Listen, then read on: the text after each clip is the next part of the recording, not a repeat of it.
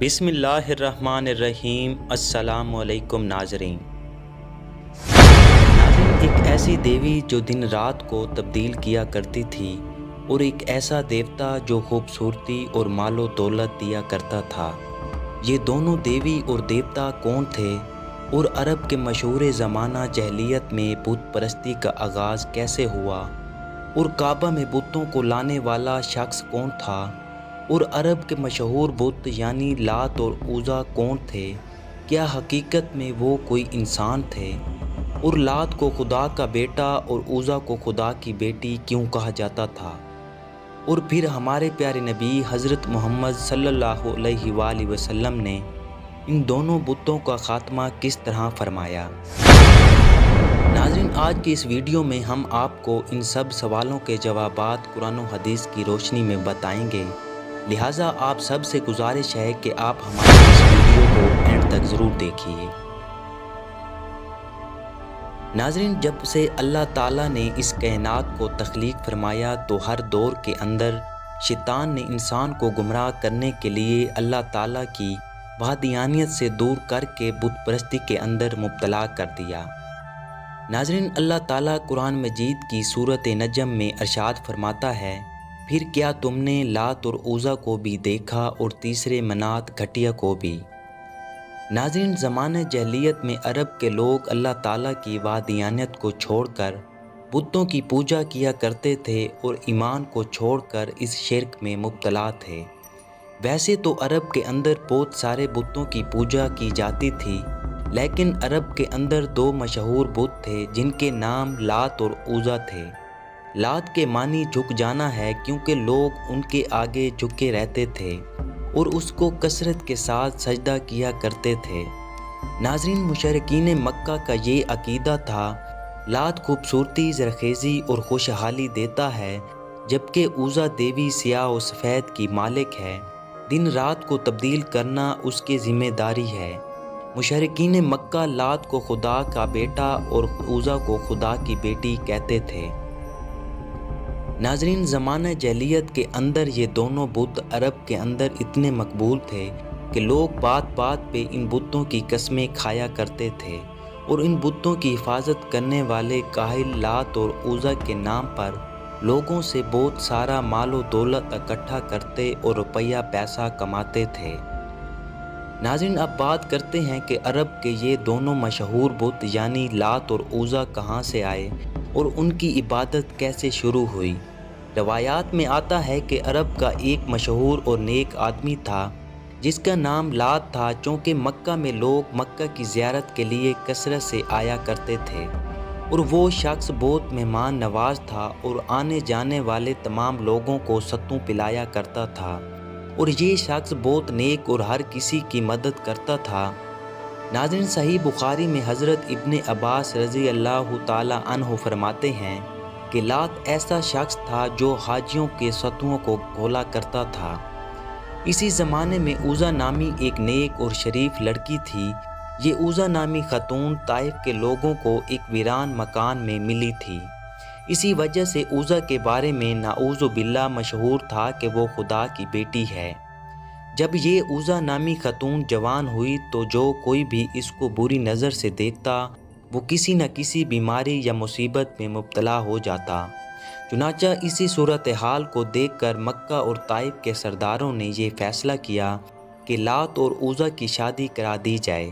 چنانچہ تمام سرداروں کی مشاورت کے بعد لات اور عزا کی شادی کروا دی گئی، اور شادی کی پہلی رات ایک ایسا واقعہ پیش آیا جس کو دیکھ کر تمام لوگوں کے ہوش اڑ گئے۔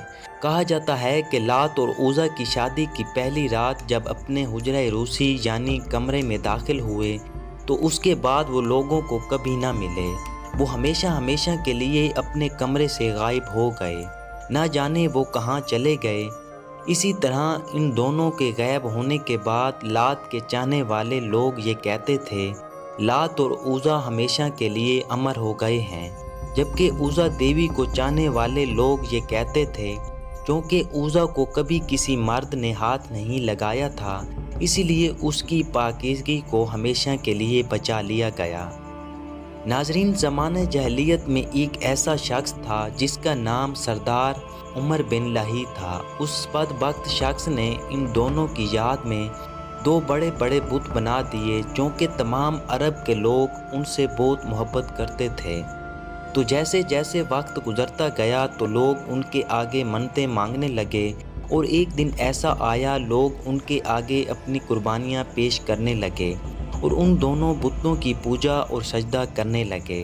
ابن اسحاق رحمۃ اللہ علیہ فرماتے ہیں کہ لات بت طائف کے قبیلے بنو ثقیف کی زیر نگرانی تھا، اور ان سے ہونے والی آمدنی انہی میں تقسیم ہوتی تھی، اور ان دونوں بتوں کو بنانے والا شخص عمر بن لہی نے لوگوں کے درمیان یہ بات مشہور کر رکھی تھی کہ تمہارا رب سردی کے موسم میں لات کے پاس ہوتا ہے اور گرمی کے موسم میں عزا کے پاس رہتا ہے۔ اسی لیے یہ لوگ ان بتوں کی تعظیم کرتے اور ان کی پوجا کیا کرتے تھے، اور ان کے لیے خاص قسم کے حجرے بھی بنا رکھے تھے۔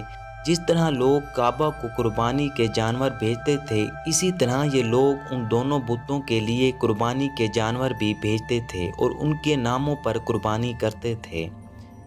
ناظرین، روایات میں آتا ہے کہ فتح مکہ کے بعد ہمارے پیارے نبی حضرت محمد صلی اللہ علیہ وآلہ وسلم نے ان دونوں بتوں کا خاتمہ کروایا۔ جس طرح ابن کثیر لکھتے ہیں، لات بت کو توڑنے کے لیے ہمارے پیارے نبی حضرت محمد صلی اللہ علیہ وآلہ وسلم نے حضرت مغیرہ بن شیبہ کو بھیجا، جنہوں نے آپ صلی اللہ علیہ وآلہ وسلم کے حکم کے مطابق اس لات بت کو توڑ کر وہاں پر مسجد طائف قائم کر دی۔